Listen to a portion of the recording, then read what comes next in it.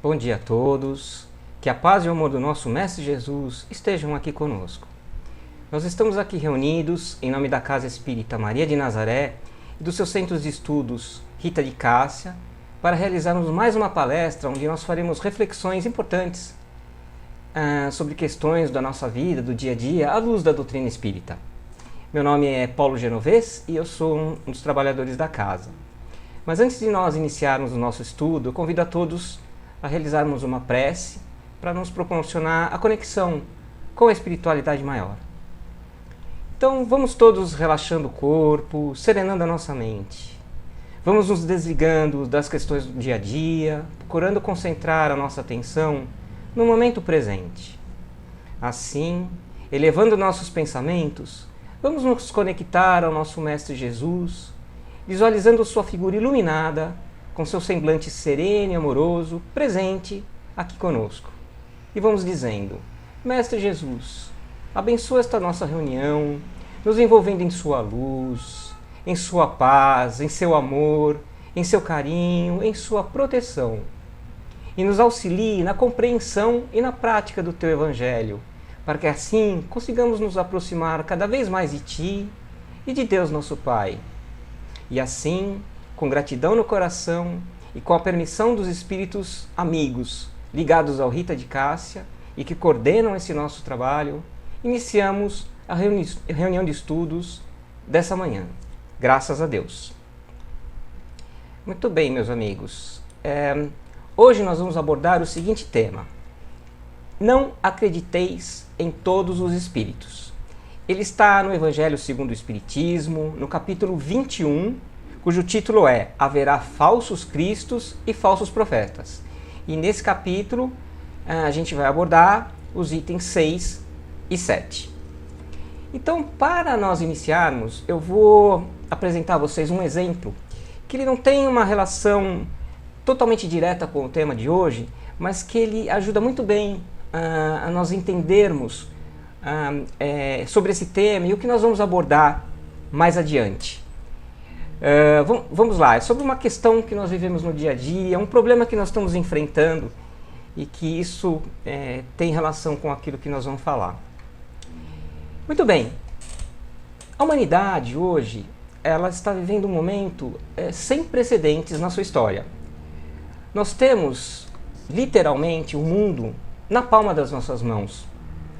Por quê? Porque com a evolução da ciência e da tecnologia, hoje nós temos acesso instantâneo a qualquer informação, a qualquer conhecimento, em qualquer momento que nós quisermos. Se eu precisar pesquisar alguma coisa, imediatamente eu posso lá no meu smartphone, fazer a pesquisa pela internet e rapidamente obter a informação que eu gostaria de ter. A qualquer momento, em qualquer instante. Então a gente não tem mais que esperar ou ter um trabalho maior para chegar nas informações que nós precisamos. Muitas vezes são coisas rápidas. Puxa vida, eu estou vendo essa pessoa, não lembro exatamente quem era, vou lá na internet e está lá o nome dela, quem é aquela pessoa, e me ajuda no entendimento daquilo que eu esteja assistindo na televisão, de um livro que eu esteja lendo, E também nós temos contato instantâneo com qualquer pessoa, em qualquer lugar, desde que a rede celular, a rede de internet chegue lá, mas praticamente todos os lugares e em qualquer momento. Então nós podemos nos conectar com essa pessoa, passar informações escritas, nós podemos conversar com elas, vendo imagens, vendo a imagem dela, ela vendo a minha imagem, ou passando vídeos em que ela possa ver enquanto nós comentamos, proporciona muitas facilidades para a gente. Proporciona esse tipo de reunião que nós estamos fazendo hoje, virtual, por conta da pandemia. Então a tecnologia ela evoluiu bastante. Então, assim, nós temos contato com o mundo inteiro, com qualquer informação, e está tudo aqui, na palma das nossas mãos. E isso facilitou muito a nossa vida, isso é muito bom. Por outro lado, essa tecnologia ela acabou gerando um problema colateral. Nós sabemos que o ser humano que vive aqui no planeta Terra, em geral, ele ainda é muito atrasado moralmente. Nós temos ainda muitos vícios a combater, nós temos ainda muitas virtudes a desenvolver. E muitos que vivem aqui fizeram uso desse mecanismo da internet através de uma série de questões que a gente vai falar já já, usando até mesmo inteligência artificial. Para quê? Para enganar, para manipular as pessoas. Manipula o comportamento, cria crenças ou hábitos artificiais nas pessoas, despertam desejos e falsas necessidades, porque a gente na verdade não precisa de nada daquilo, né? Mas eles fazem de uma tal maneira que as informações chegam até nós de uma forma tão intensa, bombardeada, né? A gente vê isso no nosso celular, nas nossas redes sociais, que acabam, de certa forma, direcionando as nossas ideias, as nossas vontades, os nossos desejos, as nossas atitudes para aquilo que eles querem, né? E eles acabam também, de certa forma, viciando a gente nesse tipo de tecnologia. A gente sabe que tem muita gente aí viciada, né? No smartphone, nas redes sociais, na internet. E essas pessoas também aplicam golpes, né? A gente vê muita coisa aí relacionada ao golpe com dinheiro, enganam pessoas ingênuas e acabam tirando dinheiro da conta bancária delas.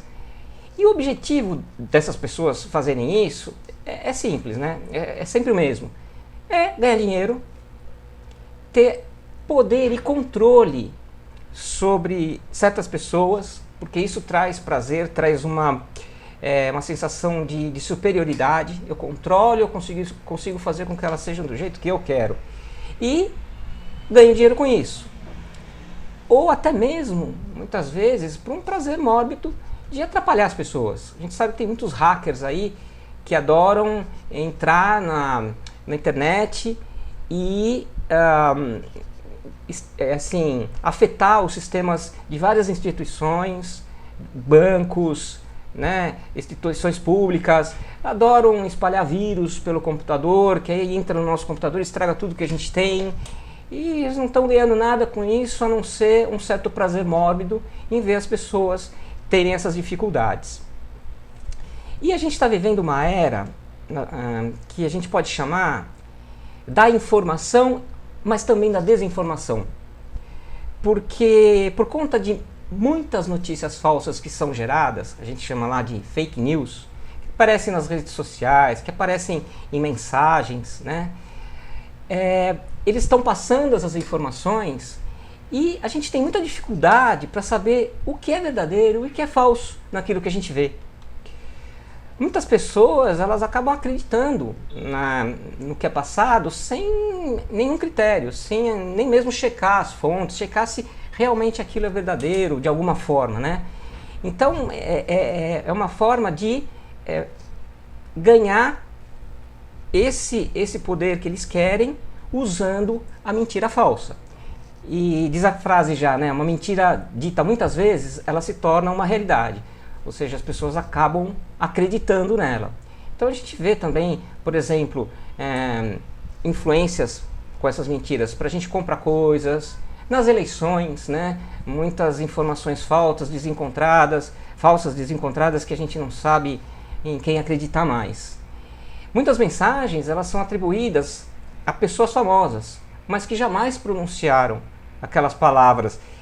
Aparece lá a foto da pessoa famosa e uma frase do lado, mas quem disse que realmente ela pronunciou aquela frase, né? E muito poucos vão atrás para ver se aquilo foi verdade mesmo ou não, se ela falou aquilo mesmo ou não. Então surge a questão, né, de como nós podemos nos proteger dessas questões, nos proteger desses enganadores, como evitar da gente sofrer esses efeitos colaterais dessa condição muito importante que a gente vive hoje, das facilidades que a gente tem, né, mas que trazem esses problemas. Como evitar, como usar a parte boa e descartar a parte ruim. Então existem várias sugestões, né, que os especialistas nos dão e que servem para a gente fazer um bom filtro aí das questões, né? Buscar conhecer as fontes das informações. Se são fontes fidedignas, vem lá uma informação de um site que eu nunca ouviu falar, não sabe quem escreveu, olha a pessoa que escreveu, também não conhece. Vamos tentar ver se de alguma forma a gente consegue, usando a própria internet ou falando com outras pessoas, ver se aquela fonte é fidedigna, né? Se ela tem condições de realmente dar a notícia verdadeira. Checar dessa forma o caráter, a credibilidade, a idoneidade, a moralidade, a seriedade, o propósito dessas fontes. Elas realmente, as pessoas que estão ali, o que falaram, elas têm bom caráter, elas têm a boa moralidade, são pessoas sérias mesmo. E também checar o modus operandi dessas fontes. Como que elas estão passando essas informações, né, de uma forma assim indiscriminada, ou tem algum critério de passar as informações. Isso é importante a gente tentar entender a respeito da fonte. E a gente também tem que checar se como eu já falei, né, se uma mensagem atribuída a uma pessoa, ela foi realmente proferida por ela. E com relação à informação em si, checar a utilidade dela, a essência dela. Ela é realmente útil? Para o que ela é útil? E, mais importante até, para quem que ela é útil? Será que alguém está querendo passar uma mensagem para ter benefícios para si mesmo, em detrimento da nossa ingenuidade, do nosso desconhecimento? Qual é o teor? O teor, ele é bom? Ele está lá para auxiliar de alguma maneira verdadeira quem ouve ou quem vê aquela mensagem? Ou ele é prejudicial a alguém? Privilegia umas pessoas em detrimento de outras? Trocar ideias, né, com pessoas que são confiáveis para nós, que a gente conhece e que têm o conhecimento sobre esses assuntos envolvidos nessas mensagens. Então eu vou perguntar para uma pessoa que eu conheço, que ela tem conhecimento sobre esse assunto, e falar: olha, eu vi essa mensagem, o que você acha disso? Ela pode falar: não, isso realmente é verdade, ou isso tem uma meia verdade embutida, mas tem muita coisa mentirosa, ou ela é mentirosa. Então a gente pode tentar ir atrás disso para conseguir entender se a mensagem ela é boa ou não. Refletir e tirar conclusões com base em tudo isso, né? Com todas essas checagens que a gente fez. E aí eu vou tirar uma conclusão. Com base em tudo isso que eu vi, eu acho que essa mensagem ela não é verdadeira. Pode até ser, mas eu acho que não é. E assim, não vou repassar adiante, não vou fazer mais alarde em cima dela. Eu só vou repassar uma informação se realmente eu tiver muita certeza de que ela é verdadeira e se ela realmente vai ajudar as outras pessoas que vão ver essa informação. Porque se também ela é verdadeira, mas também não serve para muita coisa, então é melhor nem passar adiante, né? A gente só tem que usar esse mecanismo que foi dado para a gente, que nos foi desenvolvido pela tecnologia, pela ciência, para fazer o bem, né? Para entrar e auxiliar as pessoas a ganharem novos conhecimentos, a se alertarem para certas questões, mas não para ficar passando informação a todo direito e cada um que se vire para ver se é verdadeiro ou não. Eu acho que a gente tem que fazer o nosso crivo primeiro. E aí, nós vamos fazer um filtro, aproveitando aquilo que é bom e descartando aquilo que não é. Então eu vou ter um uso consciente da internet, dessas informações, para eu poder assim usar da melhor maneira possível, sem prejudicar a mim mesmo e sem prejudicar ninguém. E essa situação, ela ilustra muito bem uma questão e uma preocupação semelhante que ocorre com as comunicações mediúnicas, dos espíritos comunicantes, né, desencarnados, através dos médiuns, que o Espiritismo explica muito bem como funciona, né, que isso realmente existe, mas a gente tem uma preocupação muito parecida na fonte das informações, na transmissão dela, né, para ver se é verdade, se não é verdade. E a gente vai abordar um pouquinho disso, que é realmente o tema da palestra de hoje, que está aqui abordado por Kardec. Então a gente sabe que o Kardec ele foi o grande codificador da doutrina espírita. Não foi ele que criou a doutrina. A doutrina ela foi passada a nós por um grupo de espíritos elevados iluminados através das comunicações mediúnicas.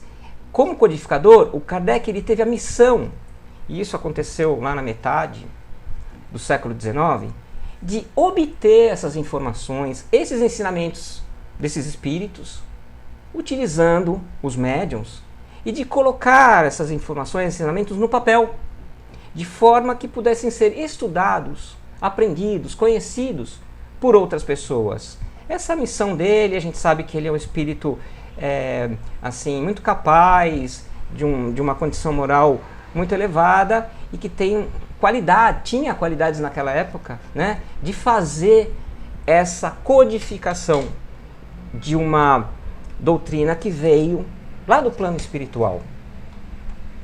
E após fazer essa codificação, ele escreveu os livros, né, e cumpriu a sua missão com louvor. É o Livro dos Espíritos, o Evangelho segundo o Espiritismo, o Livro dos Médiuns, a Gênese, Obras Póstumas, que são os 5 principais livros aí escritos por Kardec e que a gente estuda, né? E essa missão, na verdade, era um objetivo de Jesus desde que ele veio há 2000 anos atrás.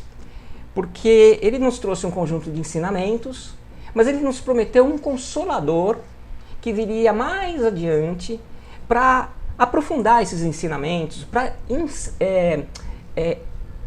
ampliar o nosso conhecimento sobre várias questões importantes, no momento em que a humanidade ela já tivesse condições de compreender melhor essas leis que regem o universo e a vida. Ou seja, compreender melhor como tudo funciona, qual é o propósito de tudo. E, em especial, qual é o propósito da vida, né? Nós estamos aqui para quê? Né? Tem um motivo? Não tem? Como que isso tudo funciona? Então a gente precisava ganhar mais conhecimento. E na época de Kardec foi a época escolhida para ele vir com essa missão. E espíritos iluminados, eles estavam envolvendo toda esse trabalho para que ele fosse feito da melhor maneira possível. E esse Consolador, né, que são esses espíritos, e também o próprio Jesus, né, que estava no plano espiritual, já desencarnado, e que coordenava todas essas informações, esse trabalho, né, de transmissão, para que ele fosse realmente um espelho da verdade, de tudo aquilo que acontece, como tudo aquilo funciona, né? E dessa forma foi retirado da nossa vista, assim, grande parte desse véu da ignorância que nos cobre. A gente ainda não sabe a verdade sobre tudo, mas com a vinda desses espíritos e do espiritismo, muita coisa foi retirada da nossa frente e nós conseguimos enxergar muito mais além do que a gente tinha condições de enxergar antes desse evento acontecer. Mas o Kardec era um espírito encarnado, ele estava aqui, ele veio com essa missão, mas como todos nós, estamos aqui e não temos assim aquela lembrança total da nossa missão. Né? É confiado a nós e nós temos também o nosso livre-arbítrio para vir aqui e fazer ou não. Então o Kardec, ele abraçou isso com seriedade. E ele teve um grande trabalho, um grande esforço para garantir que essas informações passadas por esses espíritos, através dos médiuns, elas fossem realmente verdadeiras. Ou seja, que representassem a verdade, a realidade de como tudo funciona. Nas relações, no plano espiritual, nas relações do plano espiritual com o plano encarnado, né? Nas consequências das ações, dos atos, nas leis, como elas funcionam. Então, ele teve um trabalho muito grande para garantir que tudo que ele passasse fosse verdadeiro.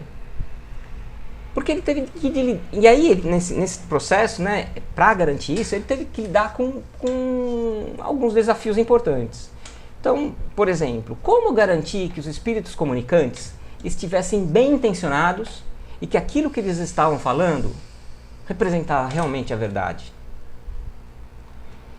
E se algum desses espíritos eles fossem embusteiros, ou seja, espíritos que quisessem nos enganar de alguma forma, por algum motivo, né? E Kardec pensava assim, porque se existem seres encarnados que fazem o bem, tanto quanto aqueles que fazem o mal, para tirar algum proveito próprio, em detrimento das outras pessoas. E esses espíritos comunicantes são seres humanos iguais a nós, só que desencarnados. Nós somos espíritos encarnados, eles são espíritos encarnados, que outrora viveram na carne, já desencarnaram, seja nesse planeta ou em outros, a gente não sabe, né, o nível de evolução, de elevação desse espírito, mas eles já viveram. Então, se o bem e o mal existem no mundo dos encarnados, o bem e o mal deve continuar existindo no plano espiritual, em algumas instâncias. Porque se eu sou uma pessoa má, com más atitudes, más intenções, não é porque eu desencarnei que eu vou virar um santo. Eu continuo sendo o mesmo espírito, tendo que passar por outras experiências aí para melhorar essa minha condição. Então ele pensou, se tem esses espíritos maus também lá, eles podem também estar tentando se comunicar, estar fazendo essas comunicações, nos passando informações falsas. Espíritos embusteiros. Como saber, por exemplo, se esses espíritos comunicantes eram mesmo aquelas pessoas que se diziam ser? Porque muitos se apresentavam lá com nomes conhecidos, né, que já desencarnaram, pessoas famosas da nossa história aí, da humanidade, não preciso citar nenhuma, a gente pode pegar qualquer uma delas, e eles se apresentavam como sendo para dar credibilidade aos seus comunicados. Mas como eu posso saber se eram eles mesmos, né? E se os médiuns, ou parte deles, fossem desonestos e eles estivessem simulando uma falsa comunicação mediúnica? Como garantir, né, que não eram falsos? E se tudo isso que estivesse acontecendo naquela época, que despertou a atenção do Kardec, fosse realmente um grande embuste? Nada daquilo era verdade, como muitos achavam na época, muitos não acreditavam em nada daquilo, achavam que era tudo uma fraude. Então, fazendo uma analogia dessa situação que Kardec estava passando com esse exemplo que a gente deu da internet, das fake news, né? Os espíritos comunicantes seriam as fontes de informação que tem aí, que geram informação na internet. Os médiuns, eles seriam os equipamentos de transmissão dessas informações.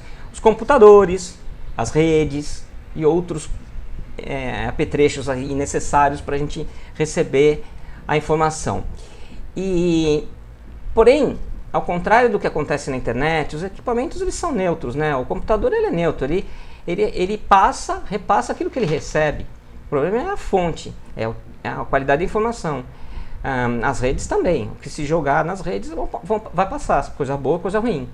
Mas no caso dos médiuns, eles também têm a condição de interferir no teor das comunicações.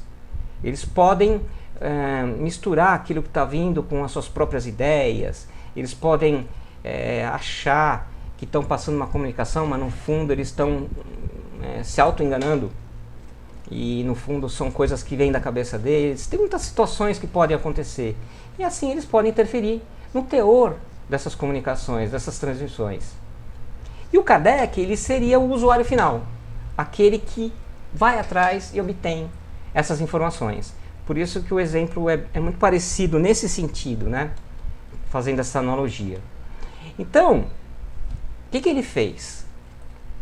Ele idealizou e utilizou um processo muito minucioso de controle dessas comunicações. E também ele elaborou um método que era baseado em comparações, que era baseado na qualidade das informações, e que esse processo e esse método conseguiram, com o empenho dele, com o esforço dele, dar credibilidade às informações que passaram pelo seu crivo. Muita coisa foi filtrada, não, isso aqui não serve, mas isso aqui que eu estou pondo, eu assino embaixo, dizia o Kardec, porque tinha credibilidade, né?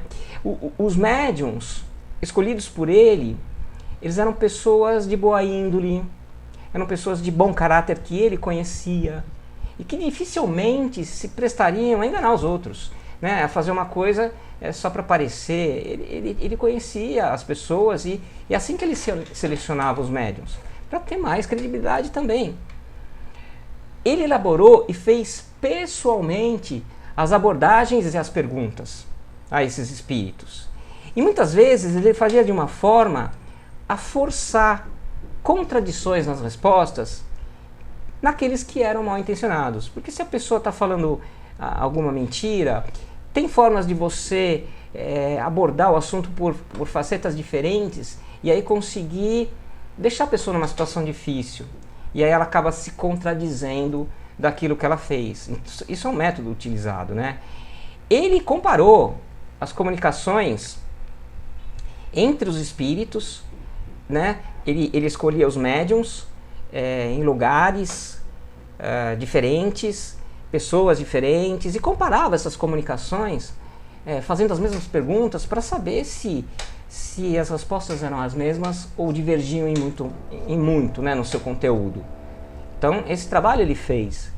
Ele tomou uma série de outras precauções para garantir a qualidade, então, superior daquilo que ele passou, de tudo aquilo que passou pelo seu crivo, para ele poder, assim, transmitir. Né? Ele foi atrás das fontes, do processo, da qualidade, de uma série de questões importantes para conseguir isso. Se a gente lê o prefácio do Livro dos Espíritos, é um prefácio bem grande, mas é interessante porque lá Kardec ele explica em detalhes esse seu método para realizar a codificação, de forma que tivesse segurança de que ela estaria representando a verdade. E foi assim um trabalho muito árduo, muito minucioso da parte dele, porque realmente você pegar todas essas informações e fazer as combinações, as comparações, avaliar tudo que está sendo feito, fazer o controle de toda a situação para que não fugisse, né, do controle dele, né? A situação era formada de tal maneira que ele tinha controle sobre o que estava acontecendo, né? Então, essa forma que ele fez, muito árdua, muito difícil, mas, em parte, ela representa alguma coisa daquilo que a gente devia fazer com as informações que a gente obtém pela internet, né? Em certos aspectos, é uma coisa bastante semelhante, né? A gente ir atrás dessas fontes, entender, ou seja, avaliá-las da forma como a gente já falou. E assim, nós podemos nos dedicar aos estudos dos escritos de Kardec, porque nós sabemos que o seu trabalho foi o melhor possível de ser feito naquela época. Ele fez o trabalho por nós, do filtro, né? Então a gente pode, assim, dar credibilidade e ir atrás de estudar e compreender aquilo que foi feito, porque ele fez realmente um bom trabalho. Mas o próprio Kardec, ele nos exorta a nós passarmos esses ensinamentos que ele pôs ali, essas informações, pelo nosso próprio crivo da razão e do nosso coração, acatando-os ou descartando-os conforme a nossa conclusão. Não por achômetro, eu acho que isso não é verdade, eu acho que isso é verdadeiro. Não. Mas por entendimento, pelas conclusões raciocinadas, refletidas. É isso que Kardec chama de fé raciocinada, né, que o Espiritismo traz. Vamos entender aquilo, faz sentido realmente, é para o bem, não prejudica ninguém, então eu posso acatar. Se não, mesmo que Kardec tenha colocado, eu posso achar que tem ali alguma contradição e eu posso não querer acreditar naquele ponto. Tudo bem, ele falou que está tudo certo, né? É importante a gente também fazer o nosso crivo. Muito bem, agora nós vamos falar das comunicações mediúnicas e da sua credibilidade. Isso em geral, depois que Kardec passou, né? Depois que ele passou, as comunicações mediúnicas continuaram cada vez mais intensas, tanto através da fala como através dos escritos, né, das psicografias. Então a coisa intensificou muito para complementar cada vez mais e nos fazer entender cada vez mais em detalhes aquilo que o próprio Kardec tinha trazido. E, portanto, a própria doutrina espírita, como escreve o Kardec nesse capítulo, nos revela uma categoria perigosa de espíritos que se encontram desencarnados. Nesse processo de comunicação depois de Kardec, né, existem os espíritos que ainda continuam passando a verdade para a gente, espíritos iluminados, mas existem aqueles espíritos que desencarnados se encontram numa certa categoria perigosa, porque o Espiritismo já falava sobre isso, a própria doutrina espírita fala sobre isso. Então se tem, toma cuidado. Ele fala assim, ele escreve assim, Kardec, é a categoria dos espíritos enganadores, hipócritas, orgulhosos, pseudo-sábios, que da Terra passaram para a erraticidade, né, para o plano espiritual, e se adornam, são palavras de Kardec, com nomes veneráveis para procurar, graças à máscara com a qual eles se cobrem, ou seja, eles não estão sendo vistos. Os médiuns conseguem ver, mas a maioria não. Então eles estão com a aparência do médium, então eles estão escondidos, você não vê quem é. Então, graças a essa máscara, eles procuram, assumindo nomes de pessoas veneráveis, como nós já falamos, recomendar ideias que muitas vezes, frequentemente, aliás, são as mais bizarras e as mais absurdas. Aí vai depender de uma série de condições, né, que a gente vai abordar um pouquinho adiante, mas existem esses espíritos, isso está claro. E aí? Né? O que a gente vai fazer com relação a isso? Receber uma mensagem espírita, fui numa casa espírita, alguma mensagem vir direto para mim, ou para todo mundo? Toma cuidado, né? Porque dependendo da casa espírita, pode ter acesso a esse tipo de espírito ou não. Antes que as relações mediúnicas elas fossem mais conhecidas, mesmo dentro do espiritismo, esses espíritos, eles sempre existiram, né? E quando eu falo eles, a gente não pode se separar dessa condição, porque se nós não somos se nós não somos um deles, nós podemos ter sido no passado, né? Nós tivemos várias reencarnações, passamos pelo plano espiritual, na erraticidade, inúmeras vezes, e a gente vem evoluindo. Então eu posso ter sido um desses espíritos, né? Não sei quanto tempo eu consegui para me desenvolver melhor, se eu estou realmente em uma condição melhor. Então, esses espíritos, naquela época não tinha mediunidade, mas as pessoas não conheciam, né? Eles exerciam a sua atuação de maneira menos ostensiva, mas não nem menos perniciosa. Eles usavam da inspiração, porque a gente sabe, pelo próprio Espiritismo, que existem as condições vibratórias, né, do nosso espírito.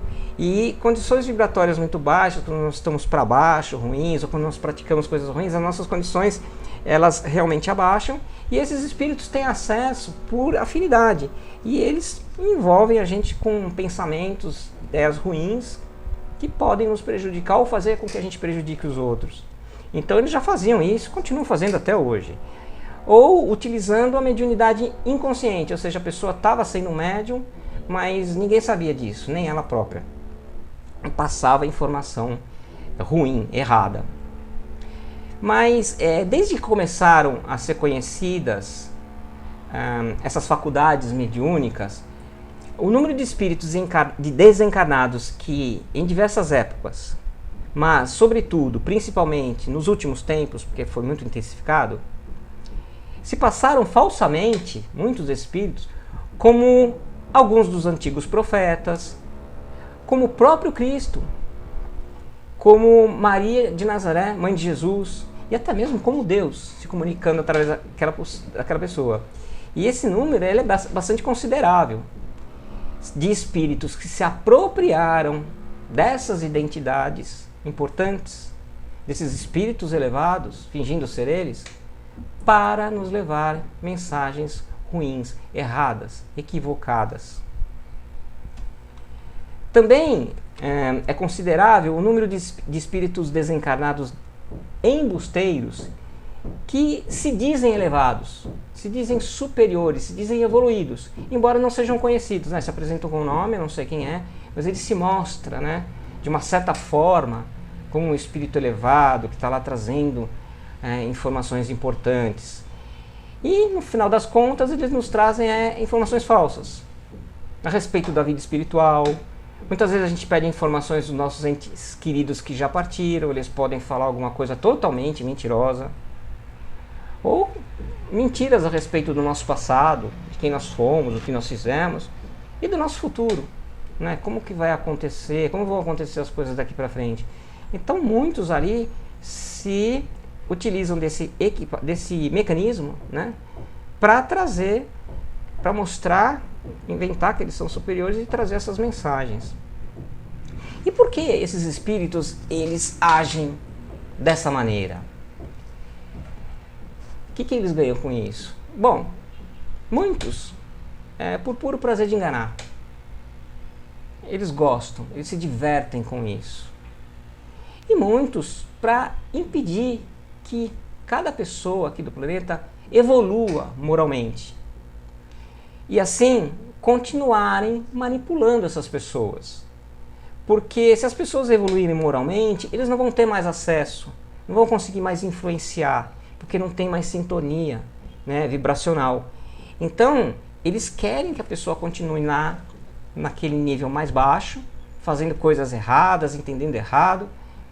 E para isso, eles nos influenciam de tal forma que a gente não consiga aprender a verdade, que a gente não consiga, ou nos prejudica, né, nos atrapalha a nossa evolução.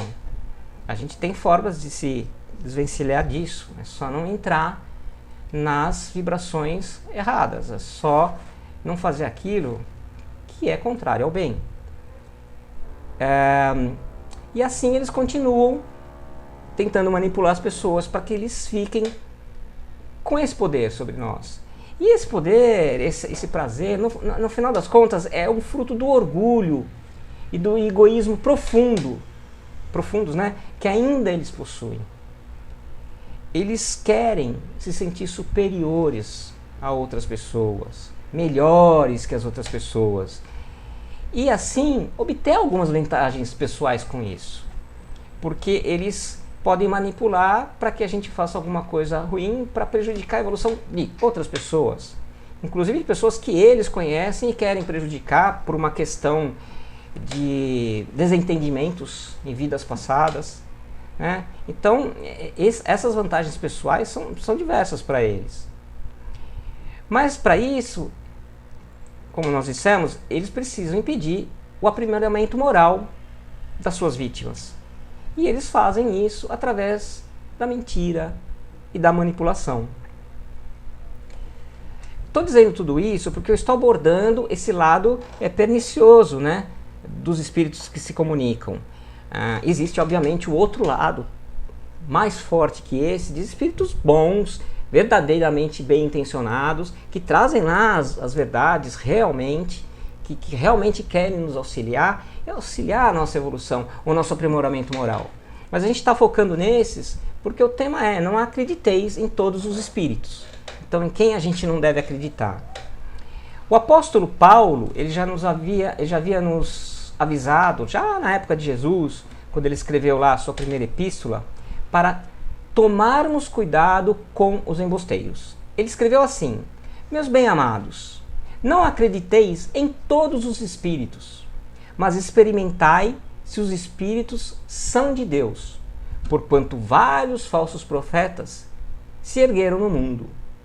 Bom, falsos profetas se ergueram no mundo, que é uma parte que Kardec aborda um pouquinho antes nesses nossos itens que estamos discutindo aqui. E são pessoas encarnadas que enganaram as outras pessoas. E se essas pessoas vão para o outro lado da vida, elas vão tentar continuar fazendo a mesma coisa, né? Se elas não despertarem para o caminho do bem.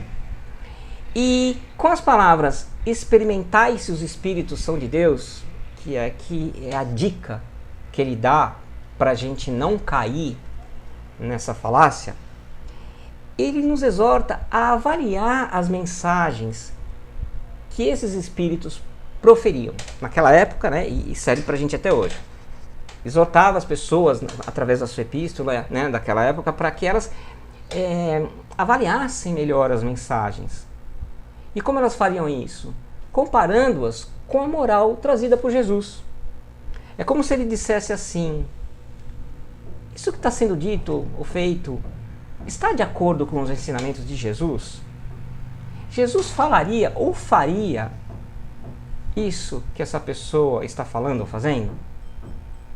E isso já ajuda muito a gente entender se aquela mensagem, se aquela comunicação é verdadeira ou não. Então, assim, as mesmas considerações que levaram o Kardec a tomar cuidado com as comunicações mediúnicas para evitar os embustes, também devem ser tomadas por nós, por aqueles que trabalham com as comunicações e por aqueles que vão lá em busca de informação. Posso não ser um trabalhador espírita, mas eu quero aprender alguma coisa e eu tenho que ter essa preocupação.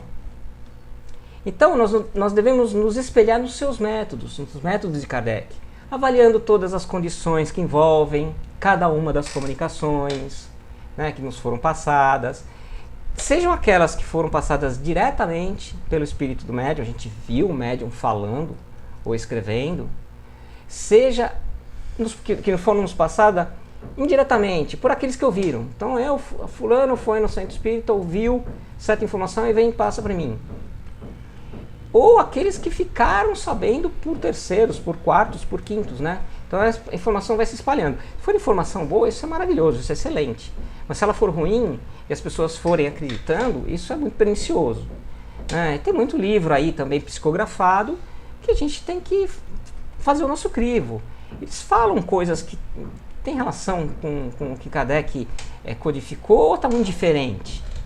Porque Kardec é o nosso ponto ali de segurança, é o que nós chamamos de pureza doutrinária.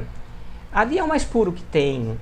Os outros podem ser tão puros também, mas se contradizem em alguma coisa que foi dita ali de uma maneira assim assintosa, que foge à nossa razão, então alguma coisa ali está errada, né? Então a gente deve utilizar esses métodos para se precaver, para realmente, deixa eu ver se isso aqui realmente é verdade ou não.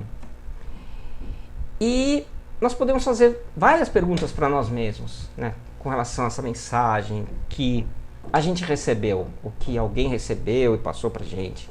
Qual foi o médium que transmitiu essa mensagem? Ele é uma pessoa reconhecida no meio espírita? Foi o Chico Xavier, absolutamente reconhecido. Divaldo Franco, absolutamente reconhecido pelas suas obras, por tudo que fizeram, pelo bem que praticaram, por nunca terem buscado nada pessoalmente, mas sempre para ajudar os outros. Então, são reconhecidos. Então, podemos acreditar, né, tranquilamente. Ou não é uma pessoa famosa, mas ele é reconhecido dentro da casa espírita que esse médium trabalha. Porque é importante dizer que o trabalho espírita, e ainda mais as comunicações, deve ser feito dentro de uma casa espírita. Não fora, na casa da pessoa, na rua, porque o centro espírita idôneo, ele prepara o ambiente para que não haja essa interferência exterior de espíritos mal intencionados. Então tem que ser lá dentro da casa espírita. E então, se lá ele é uma pessoa reconhecida, então também nós podemos dar credibilidade àquilo que ele fala. Entender a própria idoneidade do médium. Ele é uma pessoa correta? Ele é confiável? Ele faz o bem? Ele procura, ele se esforça para ajudar as pessoas de verdade? Ou ele parece ser uma pessoa que fala uma coisa, faz outra, ou tem alguma intenção meio escusa ali por trás daquilo que ele está falando? Então, pelo caráter, né, daquela pessoa, pela sua forma de agir, a gente vai entender melhor se a pessoa é idônea. Porque se a pessoa é praticamente impossível que o espírito ruim passe alguma informação através dele. Ele faz o filtro, consciente ou inconscientemente. Isso existe, mesmo inconscientemente, pela sua própria condição elevada. Mas se ele não for, ele pode dar passagem para espíritos não muito evoluídos, no caso, achando que são evoluídos para dar comunicação, né? Tem os trabalhos em que o médium recebe os espíritos necessitados, não tão evoluídos, mas aí por uma questão de doutrinação. Eles não estão nos trazendo comunicações para nos ensinar alguma coisa. Também a gente tem que pensar sobre a casa espírita, né? Qual casa espírita ele deu a comunicação? Como é o ambiente dessa casa? É um ambiente de amor, de caridade, de alegria, de felicidade? Ou ele é um ambiente em que haja situações desagradáveis acontecendo, um ambiente pesado, onde as pessoas não procuram se esforçar ali para fazer o bem? Como é que é o ambiente dessa casa? Essa casa, ela segue os ensinamentos de Jesus, porque o Espiritismo não tem nada de contraditório a isso. Se ele tivesse, não seria uma doutrina a ser considerada, porque Jesus é a fonte das informações, então ele está de acordo com tudo que Jesus falou. É uma doutrina cristã, porque trabalha em cima dos ensinamentos do Cristo, aprofundando-os, ampliando-os, mas em nenhum momento contradizendo aquele que ele disse, né? Então, ela segue esses ensinamentos. Ela tem credibilidade entre pessoas idôneas e conhecedoras da doutrina espírita. Pessoas que você pode confiar, não, essa casa é confiável, vai lá que você me conhece, eu não faria uma indicação ruim para você, pode ir lá. A casa espírita, ela pratica caridade desinteressada? Aí a questão do dinheiro, né? As casas espíritas não cobram para as pessoas fazerem seus tratamentos mediúnicos, para assistir seus cursos. É tudo gratuito, né? Se a gente contribui com algum dinheiro para essa casa espírita, ela vai utilizar isso para praticar a caridade, vai ajudar as pessoas necessitadas.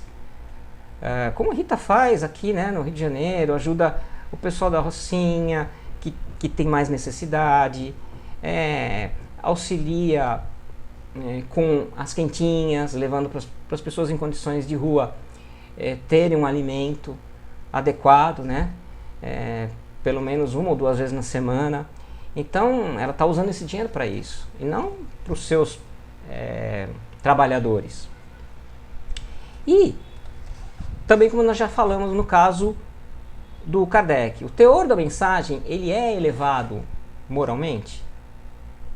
Ele está de acordo com os ensinamentos de Jesus? Ele está de acordo com a doutrina espírita? A gente precisa ficar atento com isso, porque pode ser uma mensagem que acaba disseminando informações que são contrárias a isso. Ou seja, ela dissemina o mal, ao invés de disseminar o bem. Aquela mensagem, ela está querendo, na verdade, trazer discórdia, trazer problemas de relacionamento, raiva, ira, violência. Então isso não é condizente uma mensagem passada por um espírito elevado.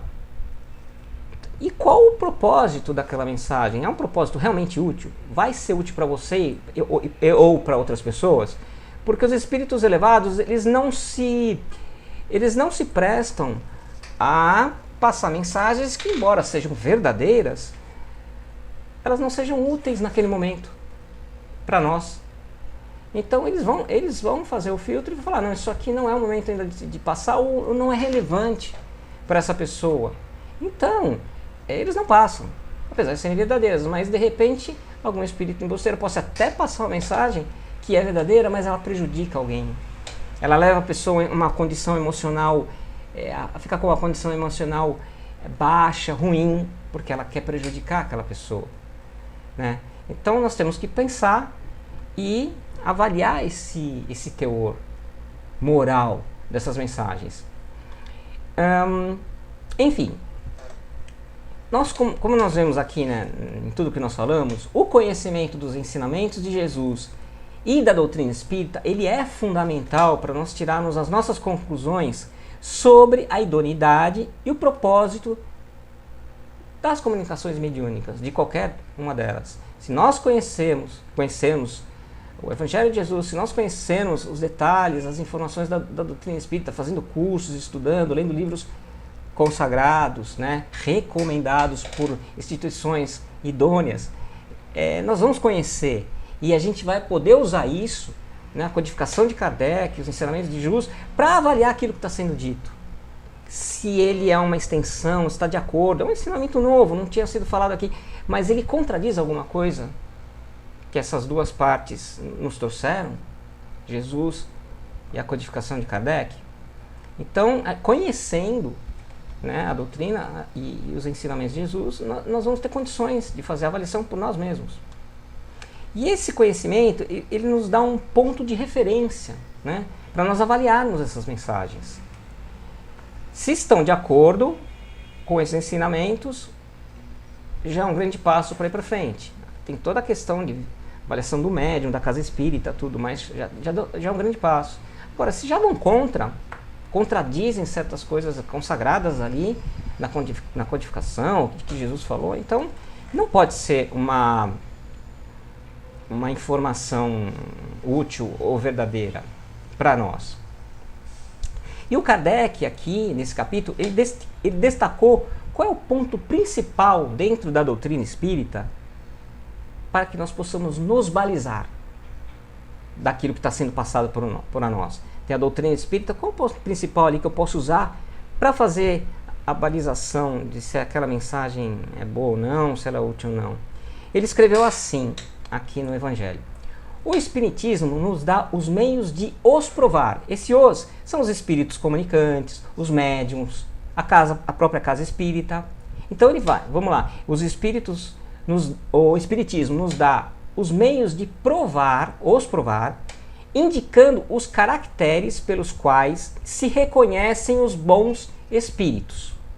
Caracteres sempre morais e jamais materiais. Então, se o espírito comunicante, a casa espírita está querendo ganhar alguma coisa material com isso, já desconfia.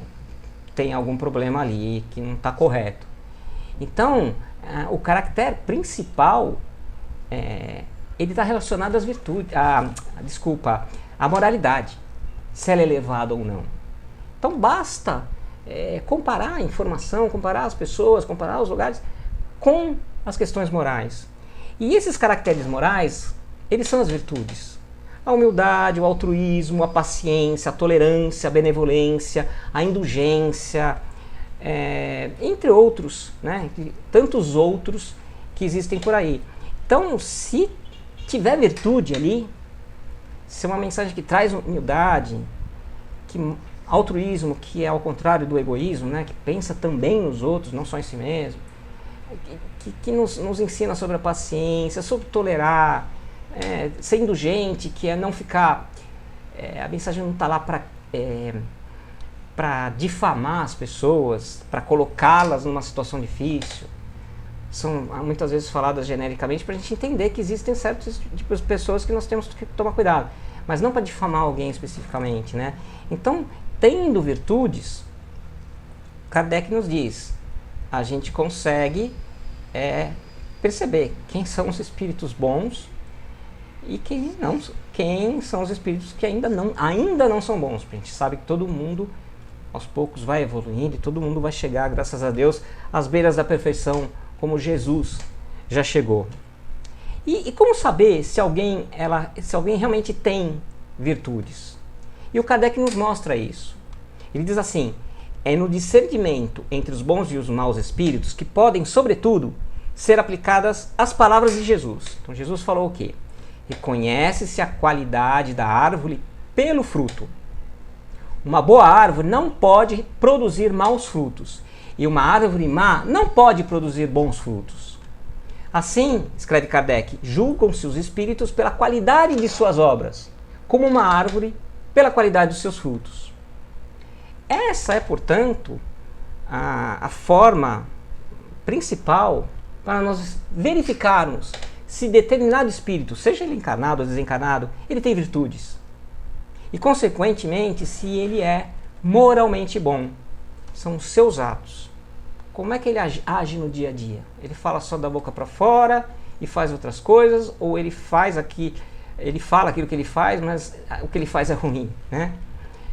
Aqueles que se esforçam sinceramente para praticar o bem, ou praticam já em abundância como espíritos mais elevados que estiveram aqui entre nós, mais uma vez, o Chico Xavier, né, o Divaldo Franco e outros tantos aí ligados à doutrina espírita. Então, eles praticam atos que são bons, eles se esforçam sinceramente para praticar o bem, conforme Jesus nos ensinou, né? O que é o bem? Aquilo que Jesus nos ensinou. Fazer ao próximo, principalmente aquilo que nós gostaríamos que ele nos fizesse. Amar ao próximo como a si mesmo e a Deus sobre todas as coisas. Então,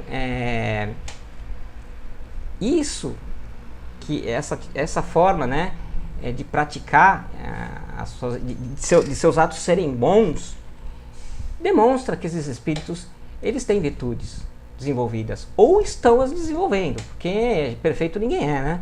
Principalmente aqui no planeta Terra. Isso só Jesus ir lá para cima. Então, mas está se esforçando. Ele tem essa consciência, ele pode errar, mas aí ele dá a volta por cima, pede desculpas, pede perdão, perdoa. Então você vê que esse espírito ele tem boas virtudes e que elas estão sendo aprimoradas, aprofundadas. E se o espírito ele é moralmente bom, nós temos a certeza que não vai se dedicar a enganar e prejudicar os outros. Muito pelo contrário, né? Ele vai fazer o bem, ele vai prezar pela verdade, ele vai prezar por aquilo que é correto, por aquilo que é bom. Porque a virtude, ela não é da boca para fora, ela está quando a gente aprimora, evolui uma virtude, ela se enraiza no nosso coração, né, no nosso espírito. Então, a gente já não pratica mais aquilo que é ruim, que é contrário àquela virtude, no nível que a gente conseguiu atingir. Então, portanto, nós podemos confiar no trabalho desse espírito, seja ele encarnado como médium, seja ele desencarnado, aquele espírito que está dando as suas comunicações. Assim, nós temos em nossas mãos as ferramentas que são necessárias para nós buscarmos sempre a verdade. Basta usar essas ferramentas da maneira adequada. Tem um pouco de esforço, né? Se esforçar para fazer essas análises e aí, com essas ferramentas, tomar uma decisão se a gente concorda ou não com aquilo. E assim, as comunicações espíritas, as comunicações mediúnicas, elas são muito importantes, senão não estavam aí. Ela é o consolador prometido de Jesus e nós precisamos de muita informação que vem dali para entender melhor, para a gente conseguir nos aprimorar, nos sermos pessoas melhores. O que Kardec quis mostrar nessa parte desse capítulo é que a gente só tem que tomar cuidado para não ir acreditando aí em qualquer coisa que pode, no fundo, acabar nos prejudicando. Mas o método não é difícil, gente. Aqui, como diz, é verificar a moral das pessoas, da casa espírita, de tudo aquilo que está envolvendo aquela mensagem. Esse é o principal. E comparar com o que Kardec escreveu, com o que Jesus trouxe. E aí a gente vai ter mais segurança para aí sim pegar essa informação e usar de uma forma útil para nós e para também auxiliar o próximo. Então foi esse o tema de hoje. Então que Jesus e Deus nos iluminem nessa nossa escalada produtiva, evolutiva, né, rumo à nossa perfeição, nos auxiliando nesses momentos, né, para ter um bom discernimento sobre aquilo que nos é passado. Que sejam coisas boas que vão realmente nos auxiliar a nos tornarmos espíritos melhores. Bom, chegamos ao final então da nossa palestra e agora eu convido a todos a realizarmos então uma prece final para que a gente consiga assim terminar bem a nossa reunião, né, num estado elevado. Então vamos assim agradecer aos espíritos do Rita de Cássia que coordenaram esse nosso trabalho, pelo amparo e pela proteção que nós recebemos para que nós tivéssemos uma reunião envolta em muita paz, em muita tranquilidade, em muito aprendizado. Vamos também agradecer ao Mestre Jesus e a Deus, nosso Pai, né, por mais esta oportunidade de aprendizado que nos foi permitida e pelo seu amor incondicional que está sempre nos envolvendo. E com a permissão dos dirigentes espirituais da nossa casa espírita, nós damos por encerrada essa nossa reunião do dia de hoje. Que assim seja, graças a Deus.